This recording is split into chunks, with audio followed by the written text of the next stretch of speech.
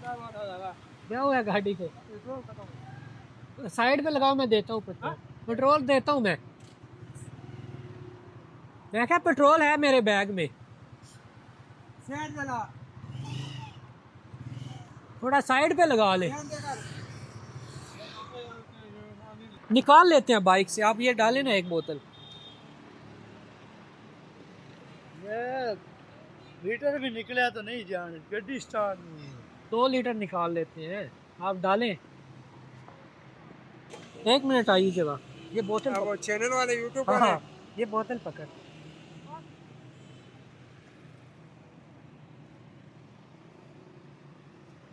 नीचे करो। ये बोतल दे, ढक्कन खोले इन पर।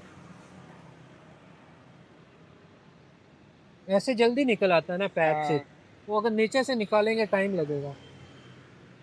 ये पीएसओ का पंप है ना इधर, वो वो सामने बंद है, पेट्रोल बंद बंद है। है। उधर गए थे ऐसे। बस बस ये बस दे रहे हैं। नहीं नहीं, एक ये बोतल एक और डाल ले, फिर पहुंच जाएगा आगे। ये पकड़ ले, ये बोतल ले ले, ये फुल हो गई है। कितना चल? नहीं नहीं, पैसे हो गए हैं, पैसे नहीं लेता, बस आप पहुंचे। अब स्टार्ट करें। हो नहीं जाए, यार। नहीं नहीं नहीं, ये पैसे आप बस स्टार्ट करें, हो जाएगी, कोई मसला नहीं है। तो वहाँ कीजिएगा, ठीक।